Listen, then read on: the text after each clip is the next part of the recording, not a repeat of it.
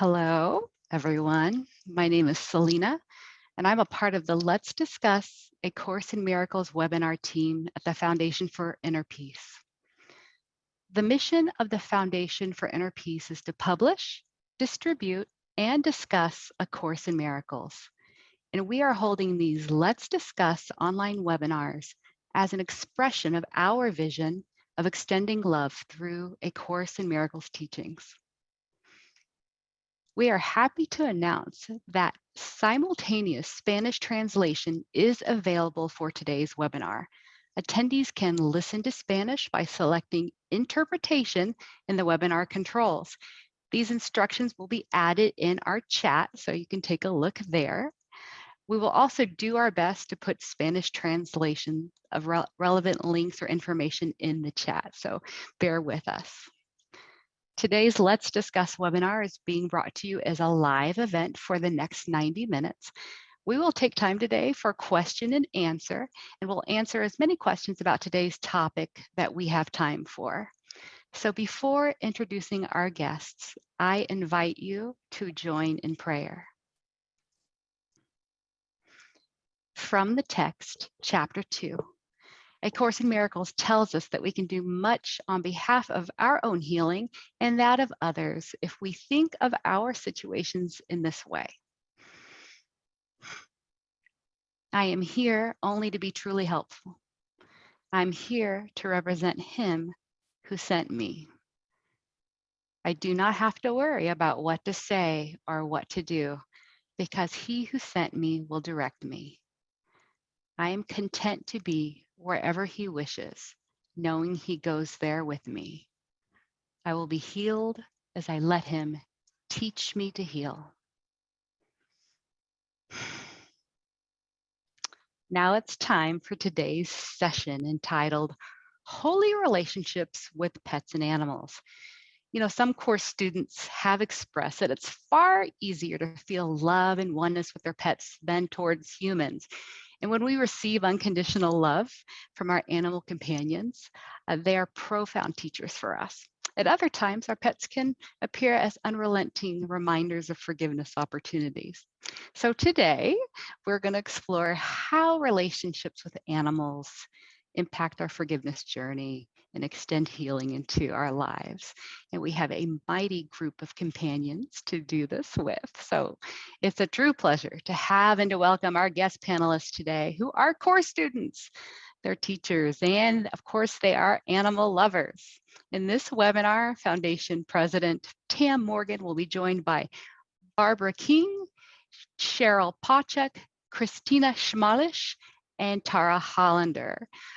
Diane Brooke Gusick is feeling under the weather, so she's certainly with us in spirit, and we have a bit of a video recording of her. So welcome everyone, and so glad you could be here. Thanks so much. Hi, everyone. Welcome. I'm Tam Morgan, president of the Foundation for Inner Peace, and we welcome you to this webinar that was really requested of us and from us because people have such special connections to their pets. And the questions are around special relationships with pets, what that means in specific. And this group of panelists are here to discuss this. They'll each tell you why and what they do that focuses on love for pets. I am not here as a teacher. I am here as a listener, and I don't profess to be a teacher of A Course in Miracles. I am very dedicated to it, and I am a student of it continually. In this, as Selena said, Diane Brooke Gusick, who was going to join us, actually has COVID, as many of us have had during this time, but she was really wonderful enough to have little parts pre-recorded. And I'd love to open this up with her setting the tone for a direct answer of what animals, special relationships have to do, particularly with the Course in this way. So here we go. Let's hear from Diane.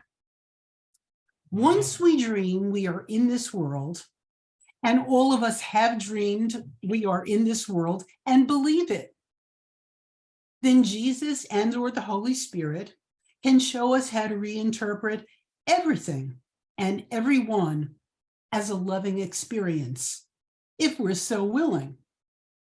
And so, our partners, our bosses, our friends, our enemies, our dogs, our cats, our snakes and bunny rabbits, anyone and anything in our collective and individual mind can be reinterpreted by Jesus or the Holy Spirit, or can be interpreted by the ego. It all depends on whether we're willing to get still and listen, or we can continue to choose to interpret them through the ego, and then we make them and the world we live in real in our experience, and then we retain our guilt and fear. Every aspect of the dream, from the tiniest grain of sand to the entire universe, is part of the dream of separation. We, the mind, dream it all from outside the time-space continuum. This is a quote from the Course. How holy is the smallest grain of sand when it is recognized as being part of the completed picture of God's Son.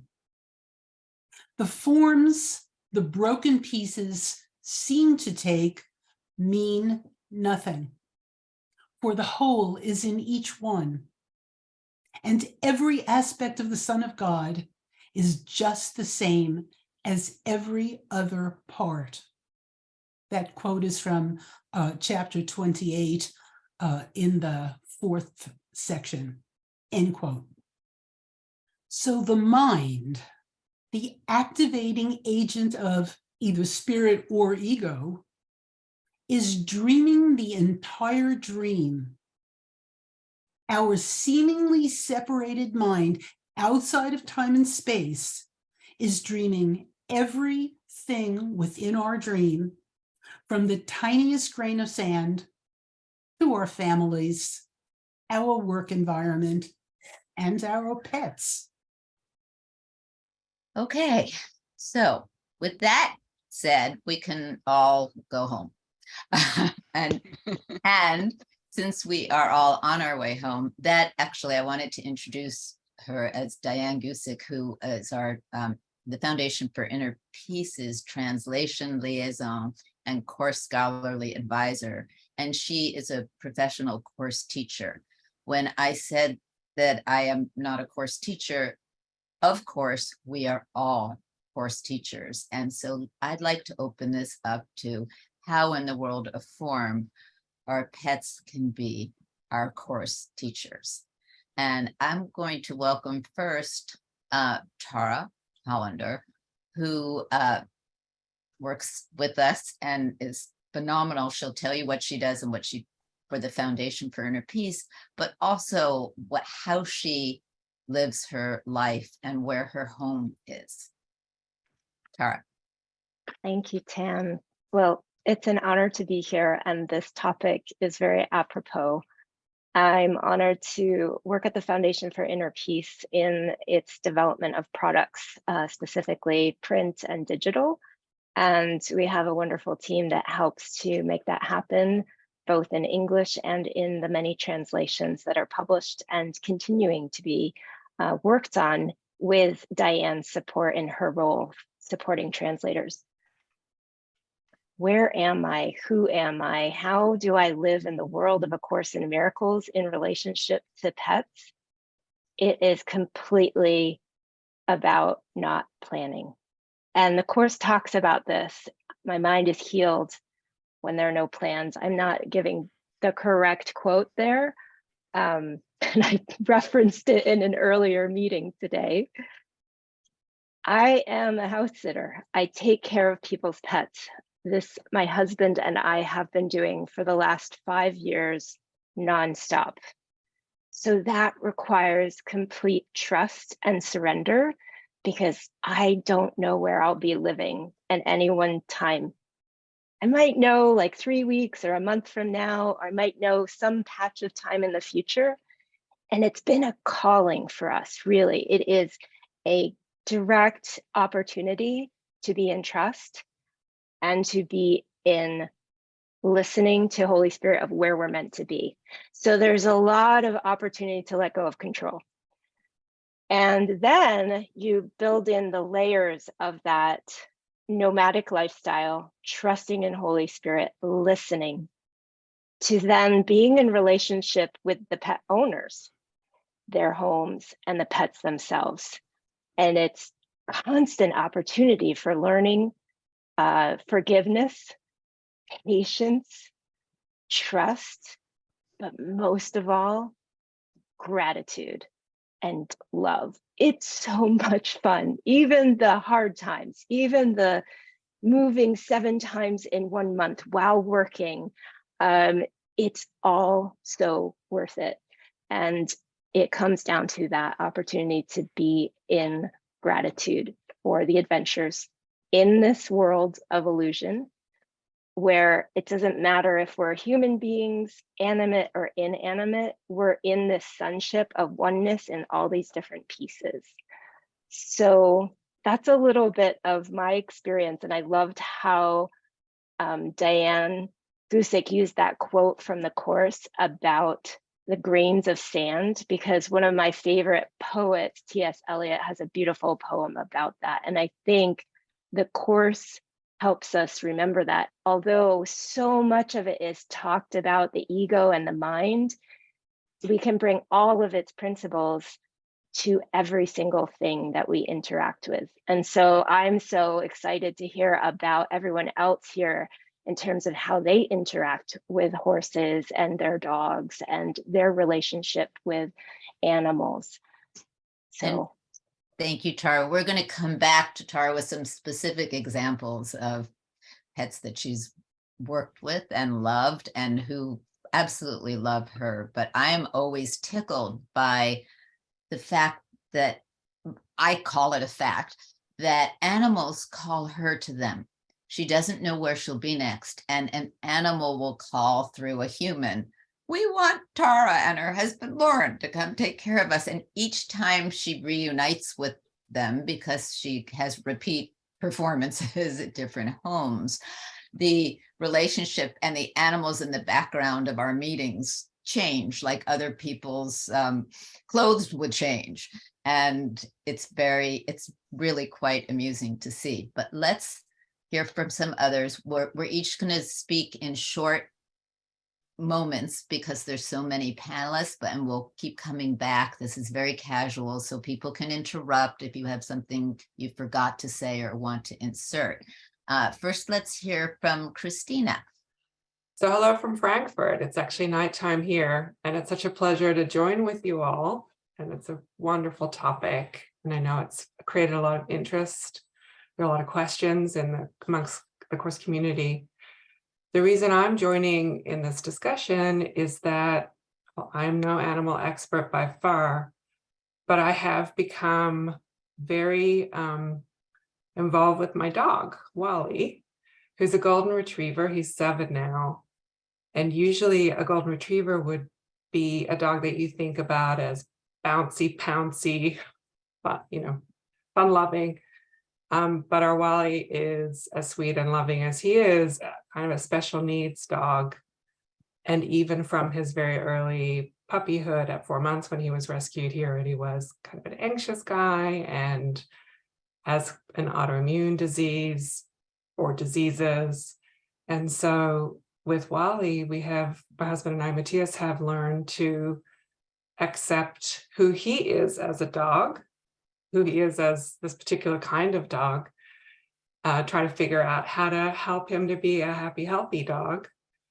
And over time, just work with different experiences of his suffering when he felt a lot of pain a couple of years ago, and adjusting ourselves, and especially my life, to support Wally. And without the course, I really don't know how I would have managed, because there's a lot of scope in becoming a caretaker for feeling resentful and put out and wanting things to be different.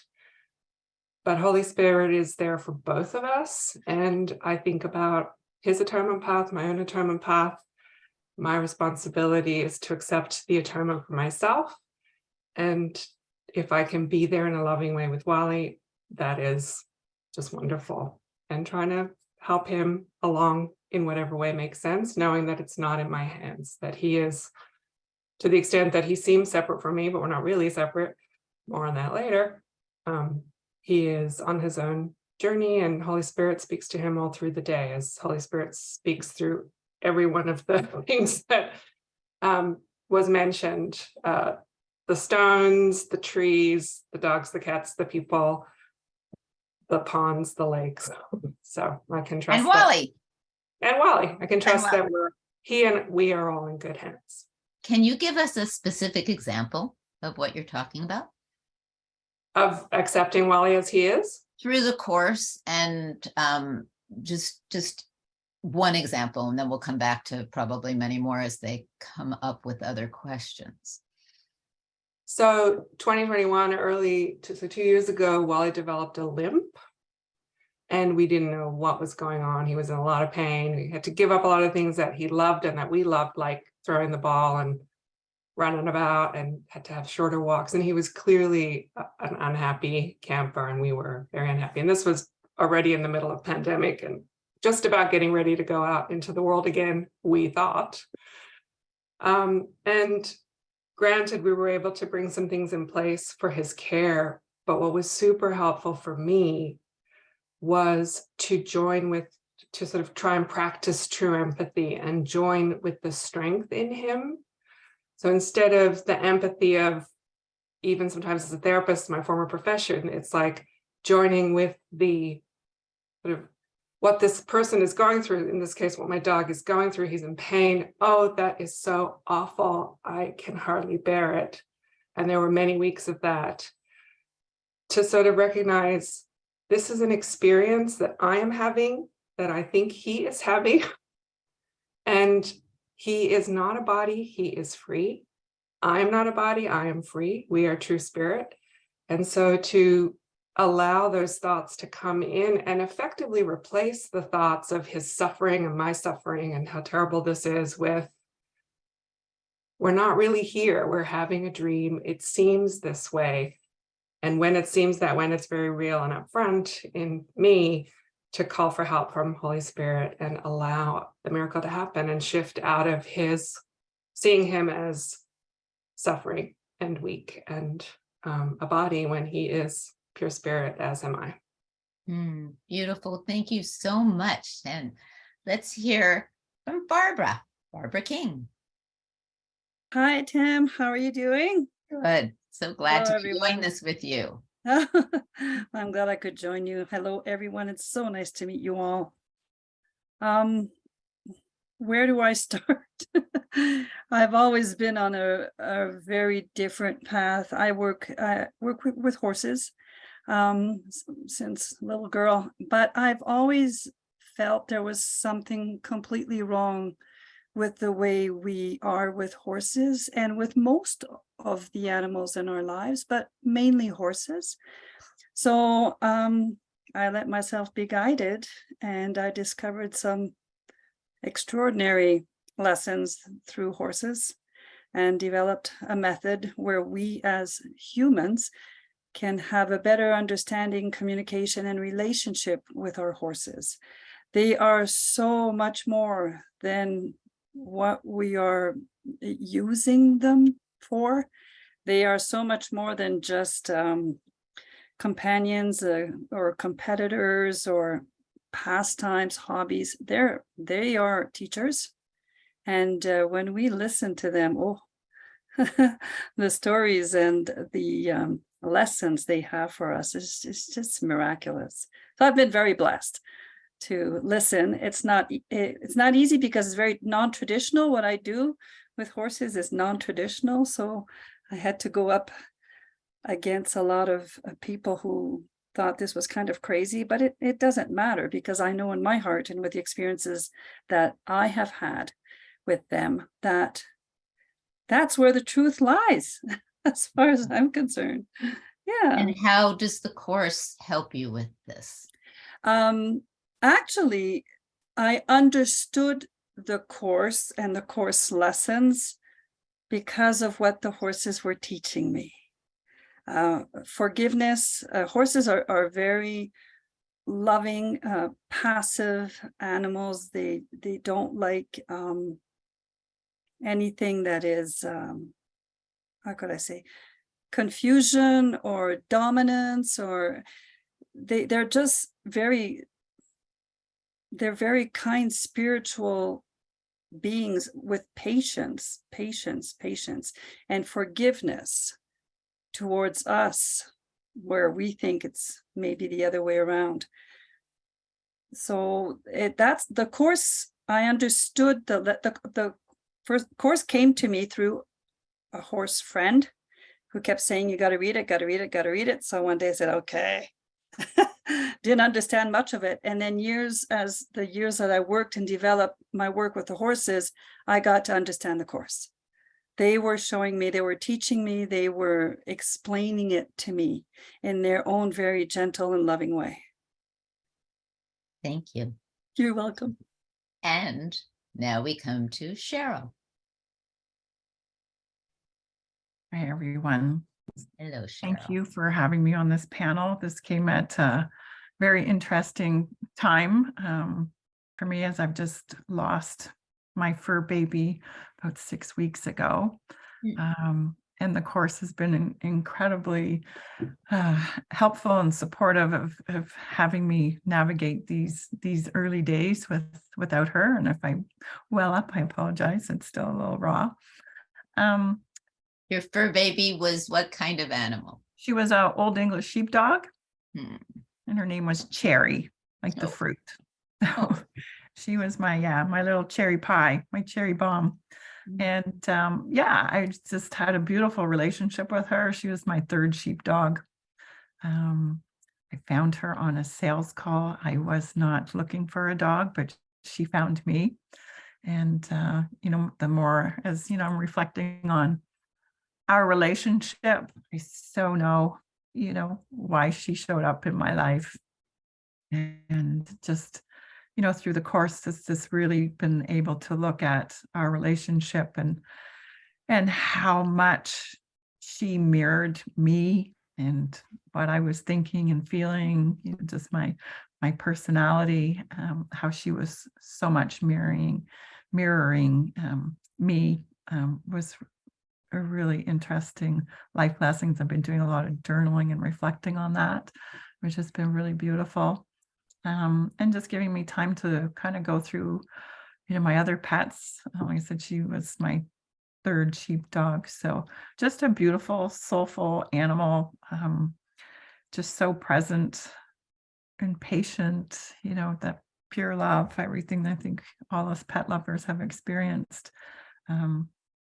And I do grief counseling with people. And one of the things that often comes up is dealing with grief of pets. So it's kind of me putting, the shoe on the other foot, because now I'm in the audience versus at the front of the room. And, just being able to be with a lesson every day and bringing it home into my heart and just seeing how it can support me. And, though she's physically gone, and I know, that we are not our bodies, just the love that's still there for both of us, and the communication continues. And I also do Reiki, and I do a lot of this with my clients on the table, and just have them be with their loved ones that have, passed on. And it's just so beautiful to be, experiencing these lessons with her every day. Connecting with her every morning, and it's so beautiful. Which one in particular and how? Sorry? Which lesson? Give us an example of a lesson in particular and how that brings you to connect with your past pet. Oh, I get in a particular lesson. I can stir your memory. I'll give you an example, and then you can give me an example. Okay. What you just said reminded me of when I had a cat that also found me as a tiny, tiny little kitten, and brought her home, and we went through 21 years together of life. And I had problems getting pregnant. And of all things, what cat has a problem getting pregnant? My cat had a problem getting pregnant. We had a male cat that I didn't fix because I wanted them to mate. She didn't get pregnant. And finally, I really sat them in a room and read them about how they were supposed to do this together. And she got pregnant that day, and that night, after 6 years of not being able to get pregnant, I found out I was pregnant. And we went through pregnancy together. We went through so much life together. And she also went through me getting married, divorced, and she was in my bed for 21 years. And when she passed, I really felt like a piece of my life had left in a certain way with her. And I had brushed her. She was a long-haired Himalayan cat. And before she passed, I had brushed her. And in my garbage was still this, mound of fur, a fur ball. And I was weeping, sitting on my bed, weeping. And I felt her presence purring right next to me. And I felt her so strongly still there. And my ego self turned to where I felt her purring and her presence. And I said, I know there's no such thing as death. I know you're still here, but damn it. And I went over to the garbage. I picked up the fur ball and said, I miss this piece of fur. And I even laughed at myself as I was crying, and did that because both were active at once. The understanding that we will always be united, and the grieving over the form that we live through and believe is real. And where did the two come and meet? So I was wondering what kind of experiences, or Yeah, I one think that you have kind in of, that way. yeah, what I shared is, just for me to, at her final days, she was, experiencing a lot of pain and just going through the lessons, that she is not her body. Our relationship really changed. I had been away for 3 months, away from her, and came home, and she was suffering. And we created eye contact, which we never really had before. She was a rescue dog. So, the lessons of trust came through for me. And just that communication that went beyond the body, that I could just really, I just connected in with her, and we were able to make decisions and communicate. And that's still going on. Like I said, I check in with her. She's with me every morning when I wake up. I too might hear her breathe, or, I feel like I hear her stirring somewhere, but but I know that life is eternal, and she's not her body as much as I have the clump of fur and, the pictures and everything. There was just such a shift in her last couple weeks, as emotional as it was, my humanness was still grieving, that she was dying, her body was failing her. But there was a shift with this connection that we had that went way beyond bodies, which was just beautiful. And And do you have that with any of you? I'm asking any of us. Do we also have that with human beings, or does it feel like it surpasses, or it shows us a deeper truth than what we've been able to experience with humans? It doesn't matter if it is more or less. Love is love, but just curious, and anyone can answer. Just jump in. I think there's a component of that, when people pass, when animals pass, it's that reminder of impermanence in this dream. And how we engage with that is the feelings, the grief, the emotions, and the attachment. I think that, and one of the things that I have to practice is non-attachment, because I have to leave these ones I fall in love with. And then I have to, go and find another one. So I'm practicing that non-attachment all the time. And to remember that we're all part of the one, in the one of this dream. So even if I'm not in that house sit that I was in with the 3 Cocker Spaniels a week ago, I'm still with them in this dream. And I find practicing the lessons in that way, and then in the life practice of being with animals, it's kind of fun. Barbara, what about you for horses? I've been with a lot of horses at the time of their passing. Part of what I do with my clients and all that, and when it's time to do the humane thing and euthanize an animal, a horse, I am there with them, and with my own. And I've put a few of my own down, and they were very magical, special teachers that taught me a lot. But the one in particular, who was rescued and abused and everything else before I got him, he taught me some very, very deep lessons. And he asked me straight out one day, he says, "Don't you guys," meaning humans, "don't you guys know you're going to die?" For him, it was, what's the matter with you guys? we come and we go. The body comes and goes. So there's nothing sad about that. We're not gone. We just leave the body. And he's the last one that I had to euthanize. He was old, he was sick, and he actually asked me and said, "It's time for me to leave this body, and I need your help to do it." So is he still around? Oh, he is with me right now. He always is, and all of them are. All of them. Yeah. It's not any different. Whether it's an animal, a human, a plant, fish, there, for me, I don't see the difference. I don't feel the difference. And I see sometimes people comment, "I feel closer to my animals than I do to humans."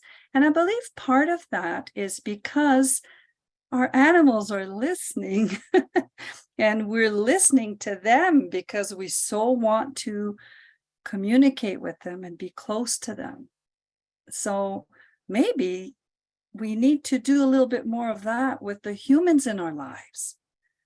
Horses have helped me develop a program where I apply it to human beings about in relationships, and it's set on how they live their lives. They live in a herd, they are respectful to one another, they have boundaries, they have rules, and they are peaceful. Lots of respect, they've helped me teach that to humans, mother and daughter relationships, couples, friends, you name it.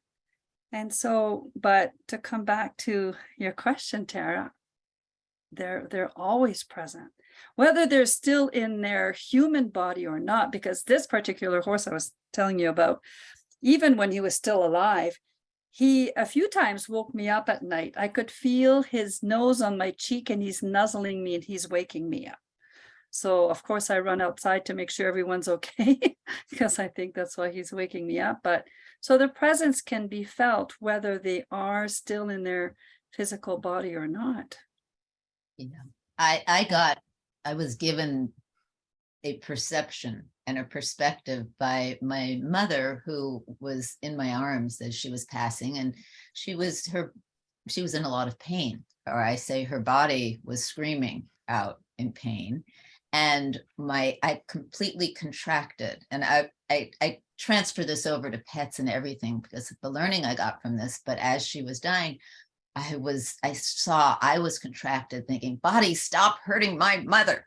And my mother felt it, and she opened her eyes and she looked at me and she said, "Honey, pay no attention to my body screaming. My body is doing its job to let me go. You know I would never go, and this is my time. And my time has been preordained, and I still would not go because I don't want to leave you. So I have never, this is what she said, I have never felt so peaceful in my life. Cheer my body on. Don't be mad at it for doing its job to release me. And it completely shifted my empathetic nature to feel with a body in pain during at least the transition of what appears to be death and leaving. And I bring that to animals, to everything, that the time is the time. The Course has a one of many controversial statements, which is no one dies without their own consent. What does that mean? That's pretty confounding, astounding, and worth contemplating at times when we're in deep grief, and at times when we're afraid of our own death passage. So for those who are grieving for their pets, and those of us who have had one or many of our special relationships with our pets, remembering that they've been here for a gift for us, and some of our gift is letting them go, and also knowing that they never do actually go, and we can cry over the loss of that fur, and it's fair to, it means a life well lived, but to embrace the larger picture of the joy and the gratitude for how they've come into our lives. And it moves me into asking a question and discussion, unless anyone else wants to jump in on this, which is fine as well, but about what it means to have a special relationship with one's pet versus a human. I mean, there's so many people who say, I like animals more than humans. There's so many people who express that. That's fine. I think I like pizza more than lettuce.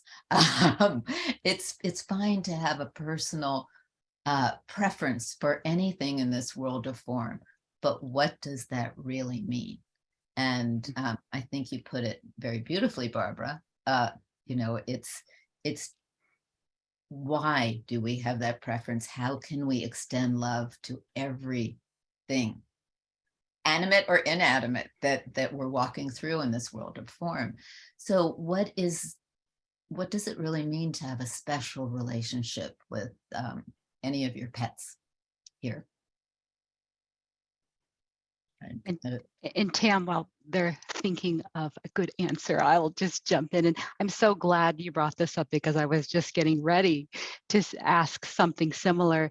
There are people chiming in on chat. We've had some pre-submitted questions, and also on the Q&A asking about this. I wanted us to unpack the special relationship with animals a little bit more and see how we can transfer it to the other opportunities in our lives. We've even had someone chat in saying, I'm at a point where I choose my 2 cats as my only friends, and sometimes this bothers a person. So what can we, how can we unpack this notion of special relationships and how we can use it in our forgiveness journey? Right. I think, Christina, you were about to say something. Yeah, I felt moved to jump in a little bit here. So the special relationship, the way that I understand it, is that here's my dog, and only I can look after my dog, and he just loves me more than anybody. And it's actually been really fun to have my sister, husband, and niece visit recently, because Wally loved everybody. And that expansion is symbolic of, or at least indicative of, what we can all be doing. That, yeah, the love connection that we can feel with our pet is fantastic. And it is a reminder at some level of way, way, way bigger love, and which is true nature love, source.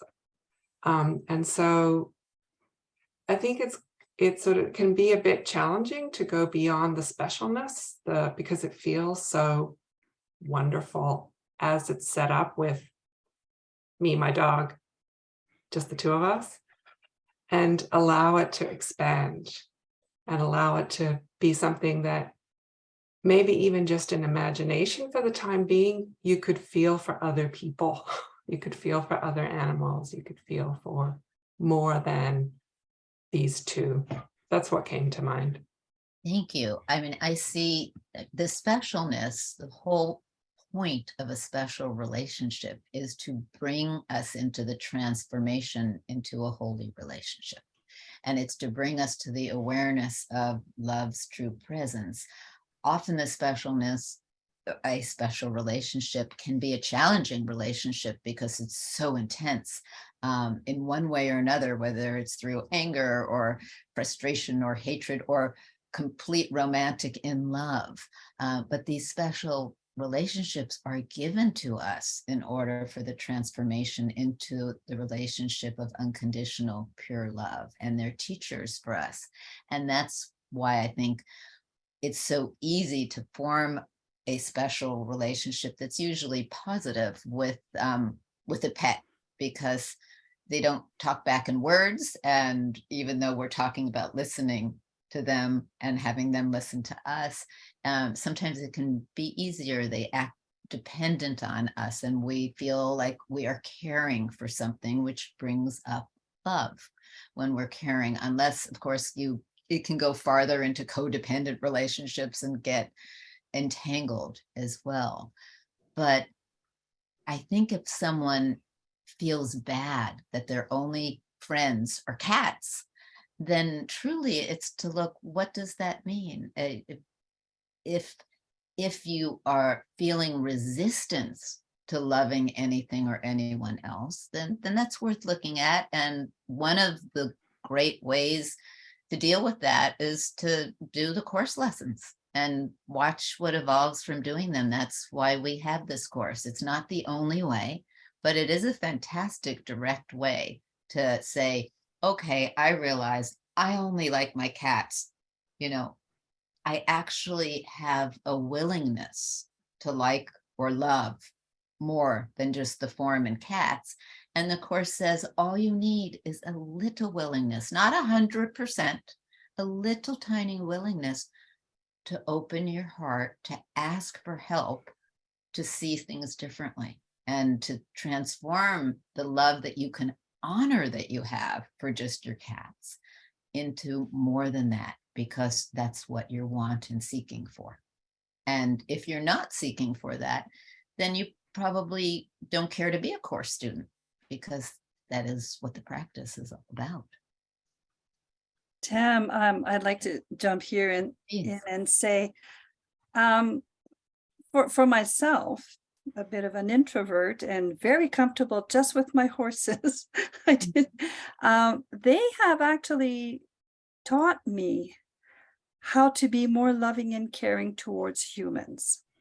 So I believe that our animals and our pets, whether we just like cat or they're a stepping stone. They're a baby step towards showing us how we can love in a safe way, and we can enjoy a relationship and maybe take that little step and have a human friend, and develop our relationships with one another based on the support and the care and the love and the teachings of our pets and our animals. Not sure if that makes sense. Oh, it does. It does. It's so beautiful. I'd love to talk a little bit more about that animals can help us learn to be more loving and forgiving in relationships, and then we can take it to humans, because we're ego with mouths talking in a language, whereas with animals, it's a different language.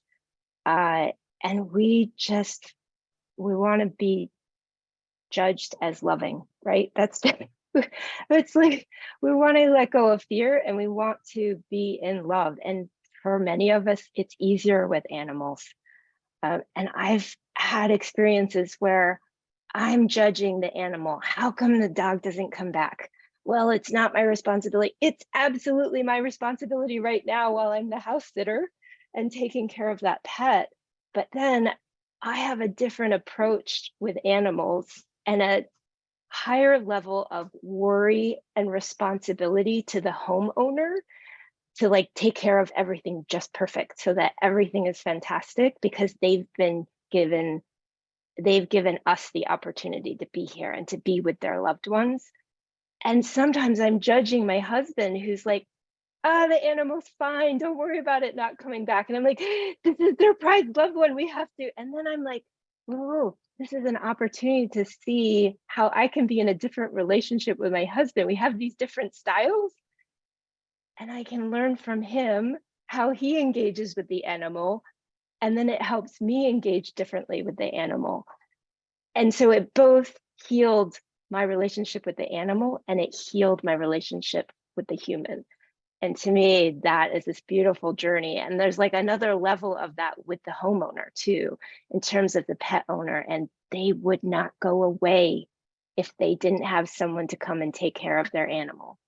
Because, and that's what just happened where I am. The first time I got where I am, it's like they had never been on vacation for 7 years because they couldn't trust someone could take care of their animal. And it was such a gift. That was like a really beautiful exchange of trust and of forgiveness. So.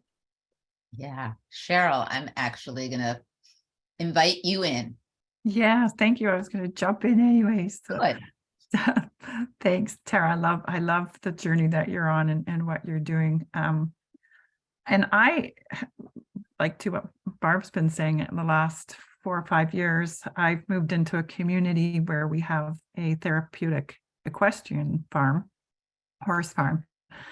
And I've been doing some volunteer work there. And the last few years, been spending some time with the horses, meditating with them and doing Reiki and doing some grief therapy, which has been so connected with the course for me, because horses, from what I understand, and I'm not a horse person, but getting to understand horses a little bit more, are their heart coherence is 200 times that of humans, apparently. And they're magnificent love detectors and love radars. And my experience with horses has been that they keep me, connected with my own heart and keep me present.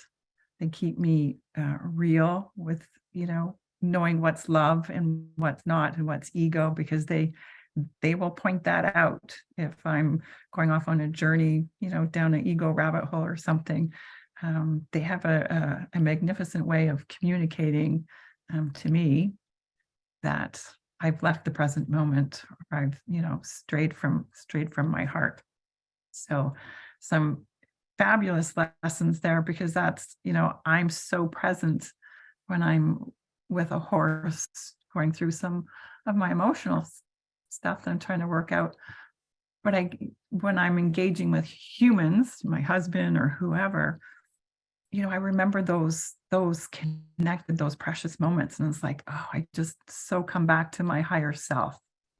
And, through the work with horses, obviously the lessons, I come back to being a more authentic communicator. And it's such a gift to have those lessons come in from an animal. I mean, I think I have experienced those from my pets, my dogs, but from this experience with the horses has just been so magical in bringing that part of myself forward to understand and to experience that present moment love for myself. Thank you. Mm-hmm. This is coming up and I didn't even expect it to, but here's a question for us all.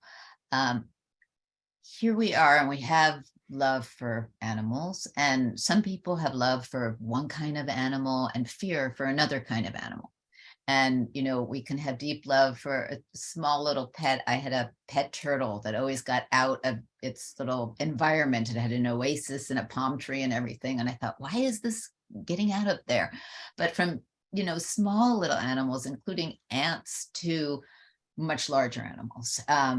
And the question that's coming up is, where are the lines made that it's okay to eat animals to survive. And yet we love this animal and we're saying how precious that animal is, but we can eat another animal. And what does that look like in terms of the course? Now, my answer, but I'd love to hear from each of you, is what the course is obviously we're all one and we're making all these rules and all these distinctions, but in heart and empathy, I love animals, and there are times I feel guilty because my body needs iron and I get it from a cow and by ingesting that. And then there's such a beautiful movement to humane killing of animals, and from doing what Barbara does in a beautiful way because it's the horse's time versus people who are killing cows humanely for meat, and those who are not. And what do you each feel in your own world? For me, it's been many times of guilt and releasing the guilt, because this is what I am told or I believe my body needs in one way or another. And how do you each feel about that? I think the first thing that comes to my mind is animals eat animals too. Yeah. It's the vessel, the body that we're given for our journey on earth needs to survive until it no longer does. And I'm not for animal abuse, of course, like anybody else. There are ways to do things, and we're not this body. We're not. So to feel guilty about having to feed it and nurture it, which is what we need to do for our journey on earth. I eat what I need to eat to keep my body alive, but so does my dog, and so do my horses, and so do the bears and the wildcats, and so it's a good question, and I can. And yet we definitely judge cannibalism in a big way. We make a lot of hierarchy of laws and rules and where they come in and what's okay to do and what's not okay. And it's in some cultures it's okay to eat dogs, in other cultures it's okay to make for dog food out of horses. It gets so complex when one takes a judgmental stand against what we are doing here. And those judgments sometimes come from the heartbreaking at the idea that a human's going to eat another human, or a dog will eat a horse, or even in nature, when we see the nature programs, which animal are you rooting for? The one that's fleeing or the one that's gorgeously going in their way to get their food? And how do we bring course principles into that world of people, vegans who are judging meat eaters, omnivores, or all of that? And again, I'd love to hear from you guys. I also, one way that I deal with this is I'm not eating their soul. Right? Yeah. I do honor their soul. I honor their soul. I honor their present. And in the scale of eating, are you an omnivore? This is curious. I actually eat right from my blood type, and I'm a blood type A. I don't do well with red meat. It has nothing to do with my love for horses and animals. Mm-hmm. I cannot digest red meat. So I eat mostly veggies and some poultry even. I'd love to hear from the other panelists and why. Yeah, I'm a vegetarian, and for me, like Barbara, I've never liked meat. It's just never been anything I've gravitated to. So, if I'm in a dinner party and someone serves me a slice of turkey, I will eat it, but it's nothing that I go out of my way for. And yeah, I think, this is a big conversation. But for me, it's, like I agree, we're not eating spirit, we're not eating soul, and it's, we're here for survival in this illusion, and, wherever the mind takes us, in that moment is what we're going to do to fulfill our needs here. But yeah, it's, there's a lot of controversy about, how chickens are, get eggs and all that kind of stuff. And, the humanity of things is a huge topic. And even the consciousness. I mean, some people rate their eating of an animal according to how conscious that animal is, according to scientific information about how conscious that animal is, even though science is continually changing its response to that, finding out that certain animals have much more conscious awareness than or intelligence, as we would rate it, than we ever knew before. But it is truly an interesting discussion of who draws the lines and where. And my own feeling about it is absolutely, when you ground in love, you are told what is right for your body. You are told what is right in relationship to what kind of meat you eat, how it has been killed, how it's been treated. And that is what can guide us here. Tara, I'm sorry, I forgot you were about to say something. I think it's a really tricky one, and it has to do with, I think in the laws of chaos, it talks about how we create this hierarchy of illusions.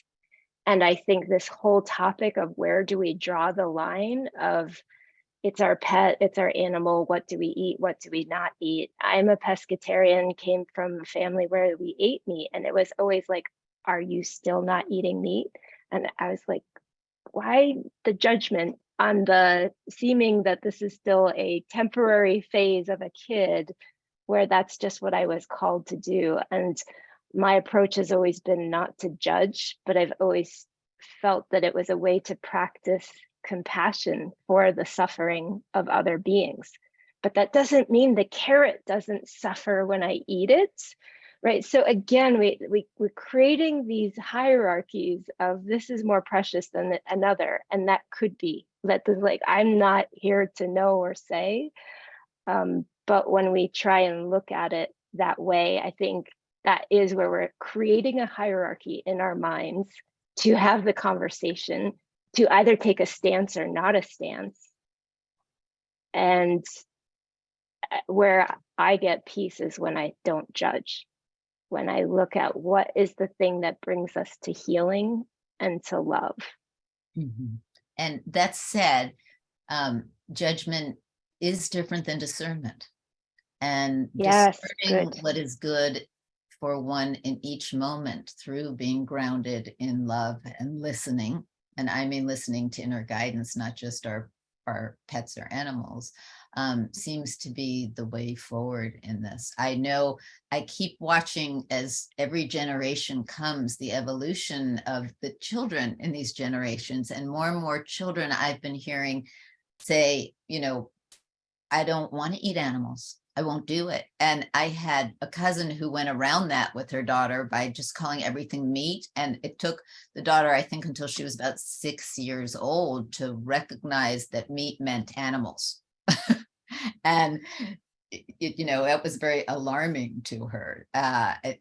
So it really is a listening for what feels right inside for each of us. And Christina, did you want to say something about this? I just wanted to say something fairly brief, which is, in a movie where at the end of the movie, they'll say no animal was harmed in the making of this motion picture. Mm-hmm. We are living in a dream world. No animal is truly being harmed in this movie. Yeah. But of course, we should listen to guidance. And I think it can get tricky when we're thinking, what's best for the planet, or shouldn't we be eating something that doesn't use so many resources, or consciousness, all of those things. But I think it's been said a couple of different times, and I would just repeat that we can check in with guidance about how to eat and what to eat. The most unhealthy that I felt was when I was trying to eat vegan. I wanted to be vegan. I wanted to help make the world a better place. But it turns out I can't digest a lot of things that are basic parts of the vegan diet, like grains and a lot of legumes. So in this case, I was, this is before the course, listening to my body. But we live in, the course teaches an all or nothing system. And if you're here, something has to die for us to live, even to breathe. If you can reach a level of mastery like a yogi and not eat at all, go for it. But if you awaken from the dream to confuse levels consciously here for a minute, you will not be trying the resources of the planet because you won't be returning as a body. So keep practicing forgiveness. That's my goal. Thank you. Thank you for that. I also feel like walking in gratitude, the gratitude that we take the time to have the gratitude for that which we eat, that which we do, that which resources we are using. Part of that is giving back to this planet and the world of illusion, a prayer of thanks, and then it changes the dynamic and energy of it, and our own anger, resentment, guilt, feelings about what we're doing. Now, that's not a free ticket for permission to stomp over everything and not care. It's kind of the opposite. And it's ironic how it is. It's just a deep gratitude for what is provided and how we move forward. And as you said, even breathing will get rid of some of the oxygen that's there. You're taking it in, you're putting out exhaust, basically. How do you purify all of that? And there is another thing, and it's not quite off topic, but it is, because the treatment of animals brings up so much, so many strong opinions and a lot of feelings. And what you said in the way you chose to eat, that vegan didn't help your body, it actually was causing you to be unhealthy. For me, my poor little baby boy was starving because I couldn't breastfeed him well. I didn't have enough to give him. And I chose, okay, I've got to give this child formula, and all the guilt, I'm not giving him his right immunities. Everything that I believed in, that I was told was best for my son, came up against me looking at, he's starving. I'm not feeding him well. What do I do? And when I chose to not breastfeed or to supplement with formula, I literally got a call from a doctor, a pediatrician in LA, who heard from a friend of mine when she told him. He got my number and called me to yell at me about this. It actually ended up that, I don't know if anyone's familiar with Heidi Fleiss, the Madam of Hollywood. It was her father. And it was so ironic for me to hear this tremendous judgment coming for the survival of my child, because he was a pediatric doctor who believed, he fully believed he was trying to be helpful. But we have to trust ourselves, and we really have to listen to ourselves in this, in a relationship to our pets, to our animals, what we ingest, what we give back, and how we love. I was just going to jump in and said, I went through certain thing with my dog, of choosing to, what I was going to feed my dog, and being someone who doesn't eat meat, I was feeding my dog raw food, versus, kibble or dog food. So yeah, and I mean, one of the things, I really got, back out of my lessons with the course is that, God is in the pill, the procedure, and the practitioner's hands, and it's in the food that I choose to put into my body and to give to my pet, right? I just lean into that, be still and be gently guided. And, whatever decision we make, if we're making it with the Holy Spirit, I think that's, all that we can do. Yeah. So Selena, we want to open this up to some questions. And Yes. other than us asking each other questions. So Yes, let's absolutely. take the time to do that. So, as you can imagine, a lot of comments have been coming in over the topic of the last few minutes on animals, but we'll switch gears a little bit. As someone said, this could be a whole other webinar, which it could be. So, other questions that are coming in, and it goes back to this notion of ego. Pets having an ego.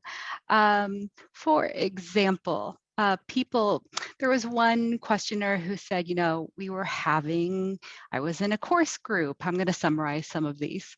And we went to a discussion about animals. Do they actually have souls? And then someone says, well, it doesn't say so in the manual. Another person, sort of along the same lines, is what about animals' misbehavior, about dogs that hate other dogs, things like that. So I guess this has to do with, do pets have an ego? How can we dive into that a little bit more? Are they able to practice forgiveness?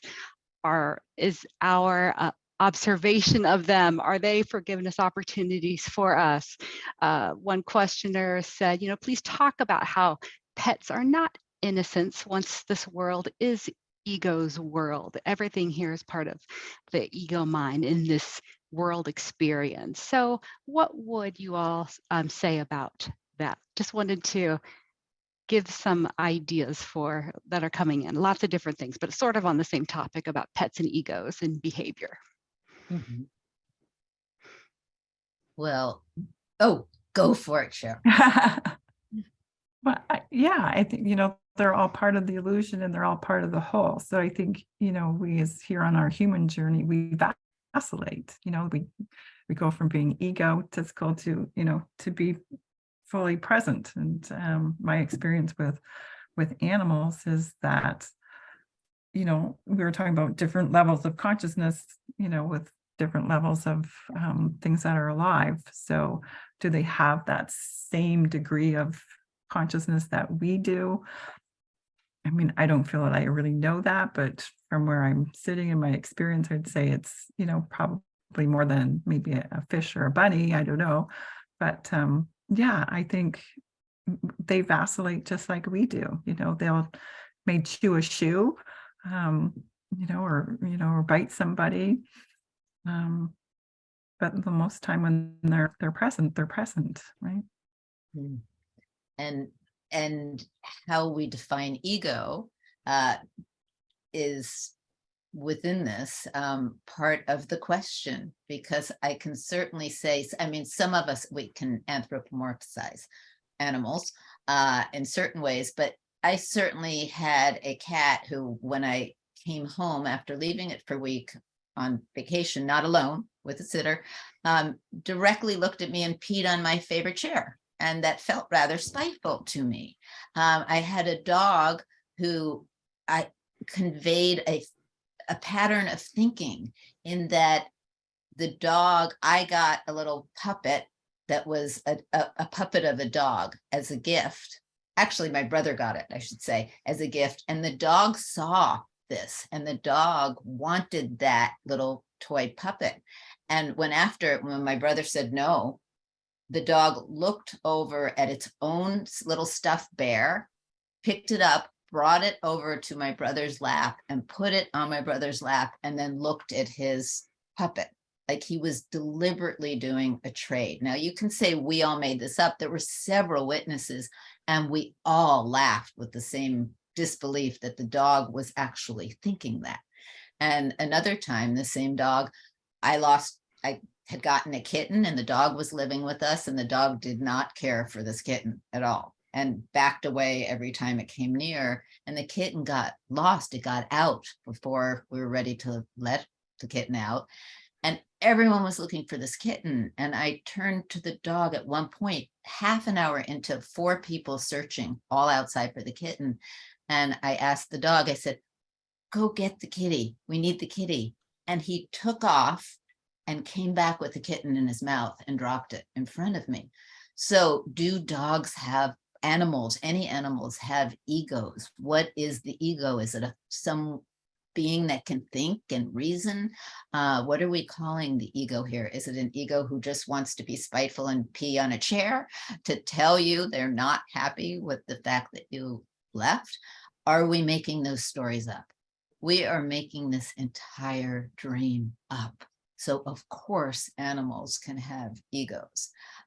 We are making it all up. What we believe and put into it is what actually reflects back on us. Now, can we have animals be our opportunities for forgiveness? Of course, everything can. You can step on a rock that hurt your foot and you can have an opportunity for forgiveness there, and a teaching and a learning by everything, because everything is what we are projecting out for our own learning.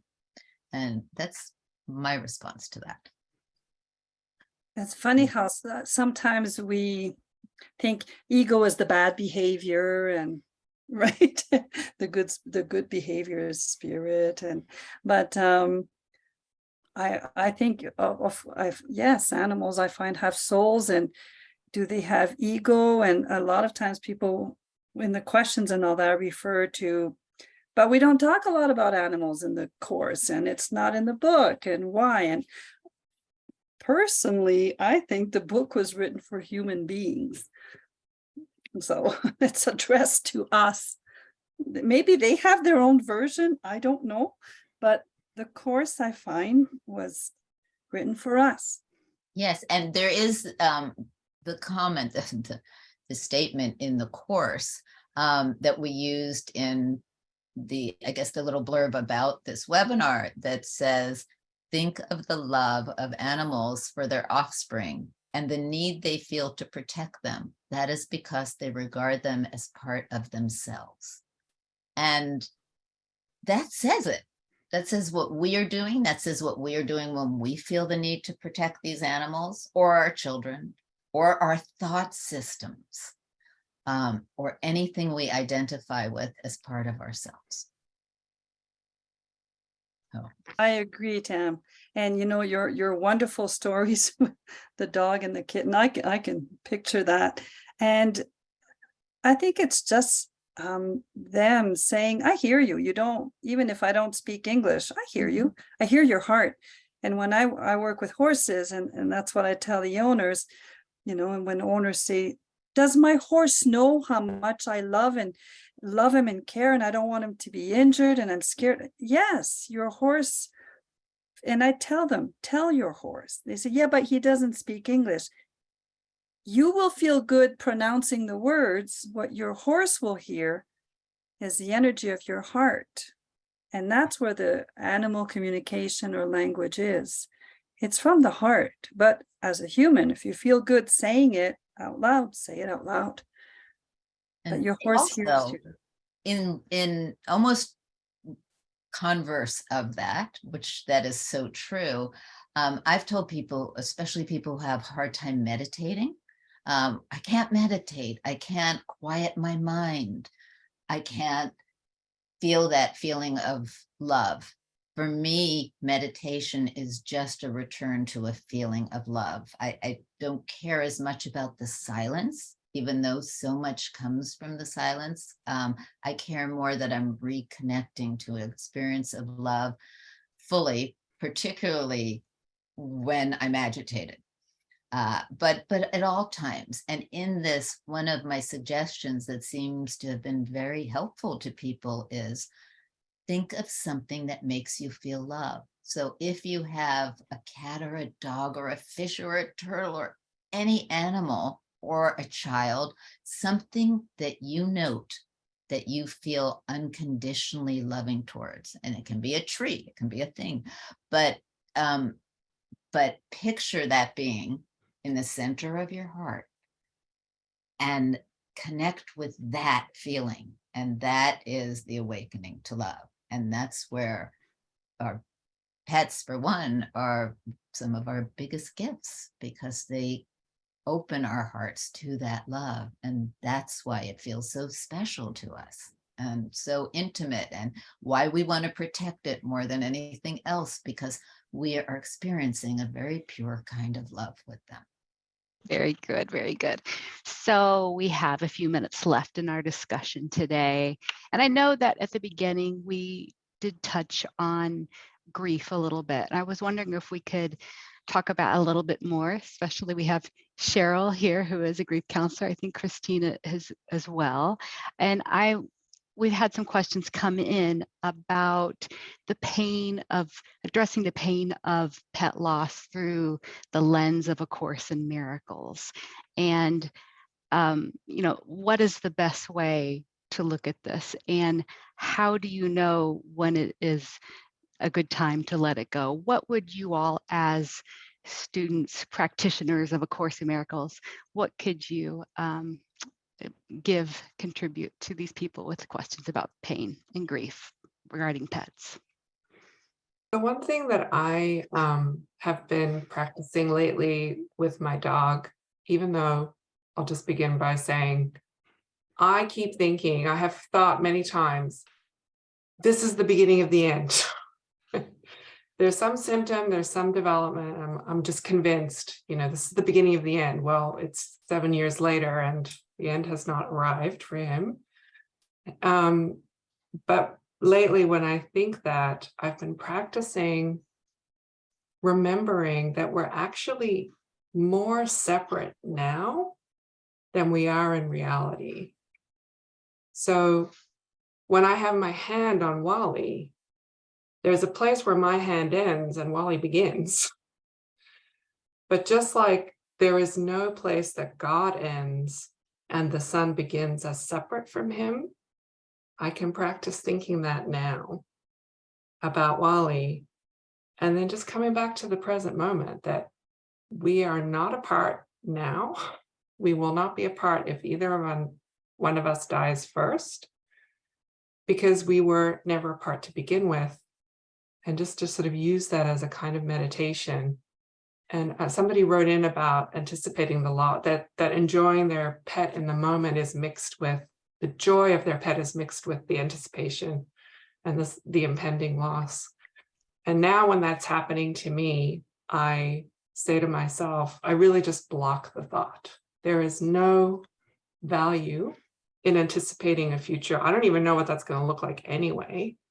And in this very moment, I can stop thinking about the loss, the potential loss, how it might feel, and come back to the present of being with him. So I'm just saying that this is because he's alive. It's I'm not responding to those who have had a loss, and I know Cheryl has a lot of experience there. Yay. Thank you. Cheryl. Yeah, well, so for me, it's a fresh experience having just lost Cherry. But for me, like I think I was sharing earlier, just my Course in Miracle lessons of just being present with her. And I felt like the more present I got with her, the stronger our communication was getting. That she was really expressing to me that she was ready to leave her body. She was in a lot of pain. And the more present I was with her, I wasn't focused on the pain. So we had some really beautiful moments together.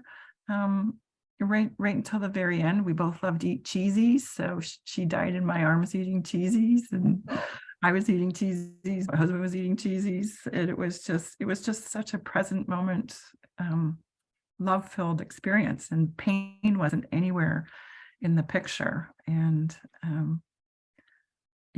it was just, and I think because we had kind of, we had her euthanized, and we were going all through that pre-grief. It was, a challenging few days leading up to the time of the euthanization.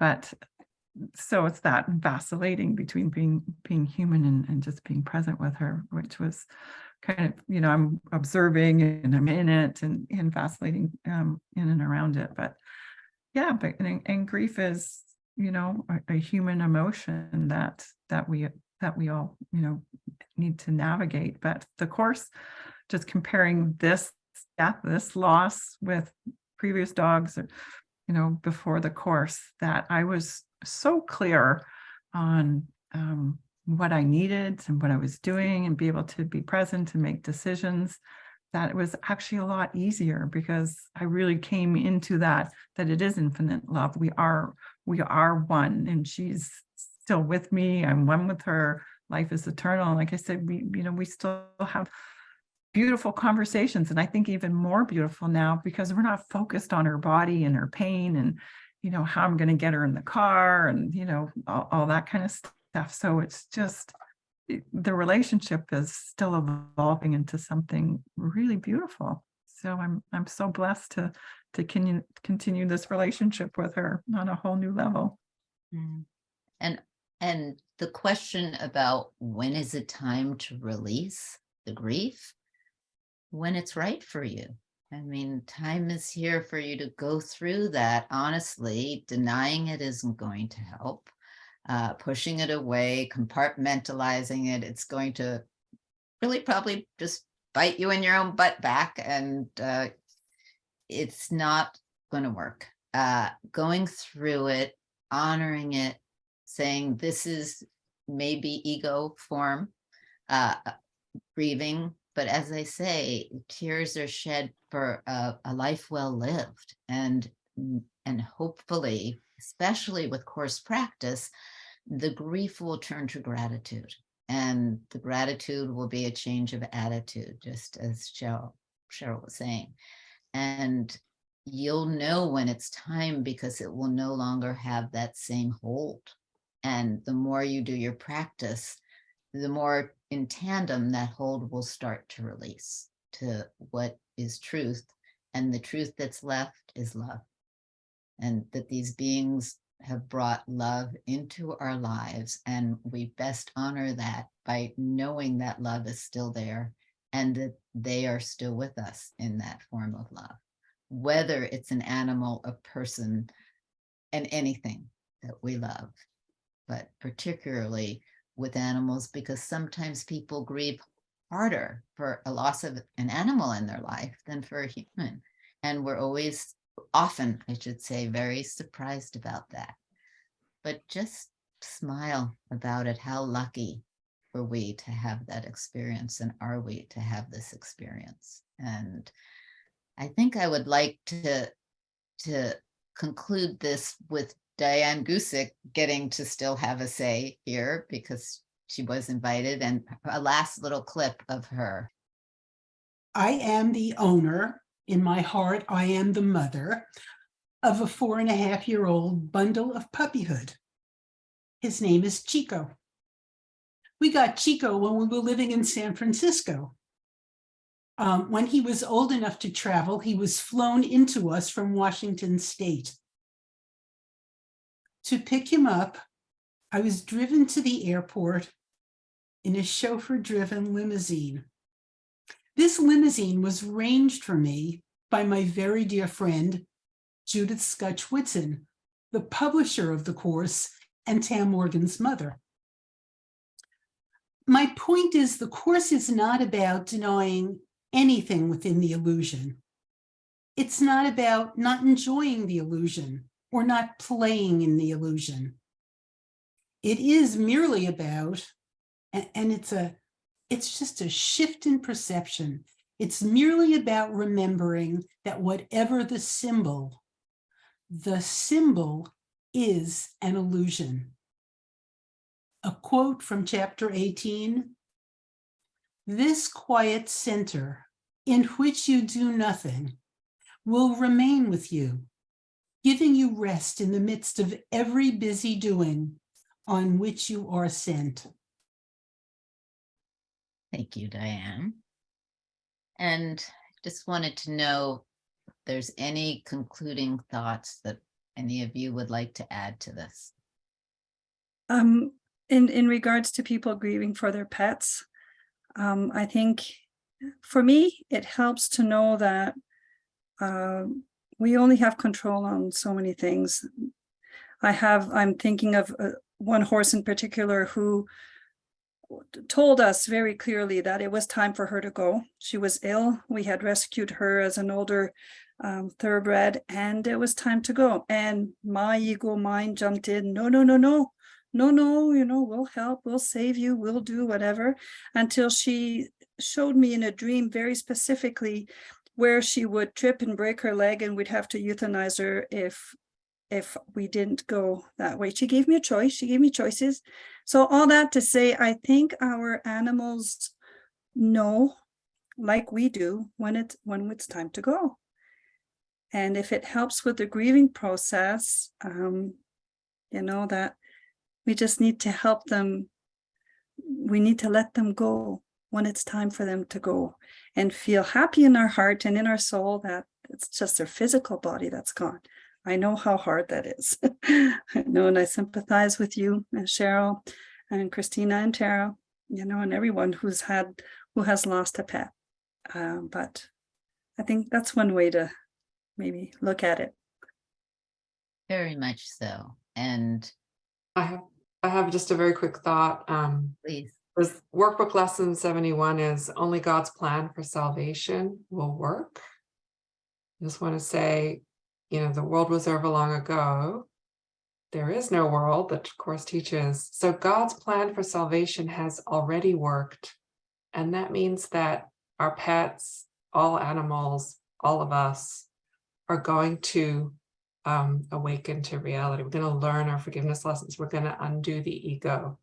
The curriculum is there in whatever form for pets and animals as it is for people. So just wanted to kind of offer a little message of hope that God's plan for salvation will work. Has worked. Tara, is there any last words you want to say here? I would just express the gratitude for the learning opportunities that we have in this illusion of the sonship, where we are all part of that. And animals are in many ways, for many of us, much easier lessons. And that is such a great gift. I have so many, and I've learned so much from everybody sharing their perspective here today as well, and in the chat and the questions that have been submitted. So thank you. Thank you. And not to trivialize in any way the experience of grief and letting go. It's part of the process. It's all part of the process. And as much as even hating to end this webinar and letting go, we always, this has been so great. And we always really, there's so much more to be talked about in this topic. And I hope we get to meet again and reconfigure and have other people join in. I know we did try and have some men, but they, disappeared in different ways. So it doesn't really matter the gender, it doesn't matter the body, it doesn't matter the fur. Thank you all for joining with great gratitude and love for this conversation. And I hope we get to continue it with each other more and more. Okay, thank you so much for everyone being here today. We thank our guests for this discussion, and of course, all of you attendees for joining us today. We also thank our foundation team members, staff, and volunteers who've made today's session possible. Before we go, I have a couple of announcements, and we'll be posting some information in the chat, so you can look there for some of the things that I'll be talking about. I want to make sure we talk about the Miracle Voices podcast. Hopefully you have heard about our Miracle Voices podcast, and we want to invite you for sure to join so you can hear students share on their reflections on how A Course in Miracles has shifted their outlook and fostered healing through forgiveness. The URL will go in the chat, miraclevoices.org. Christina Schmalish and Barbara King have been podcast participants. So we'll have Deborah put their episodes in the chat as well. So very thankful for that, for them and for everyone for being here. You'll want to stay tuned for next month's web events. They will be announced soon. If you're subscribed to our foundation announcements and our newsletters, you'll get emailed. So additionally, I can always check our website's event page for that information. We will put it in there as well. Many of you also, I want to make sure I mentioned that Diane Brooke-Gusick will be starting a new Course in Miracles class this September. Wanted to mention that for her. So we'll have Deb put her email in the chat for those who might be interested in her course coming up later this year. We've created a short survey, and that's going to display on your browser. And so whenever you leave the webinar, survey is in English, and it also has Spanish questions. It's brief. We would love your feedback, and it really helps us out in improving these webinars. So with love and gratitude, thank you for being here, and we look forward to having you next time. Thanks. Bye-bye.